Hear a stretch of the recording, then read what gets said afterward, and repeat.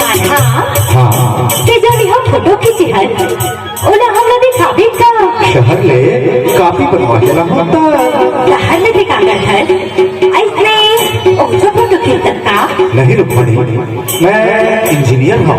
ते यहाँ फोटो खींचे पर आई रही नहीं, मैं यहाँ एक बड़े काम करे बड़े एक प्रोजेक्ट लेके आया हूँ। काहे के प्रोजेक्ट माने एक गांव में लेके मैं इलाका सुंदर गांव एक बढ़िया आदर्श गांव बनाना चाहता हूँ। अच्छा ता काम कब ले शुरू करबे काम शुरू करे बर मोला शहर लौटना जरूरी है।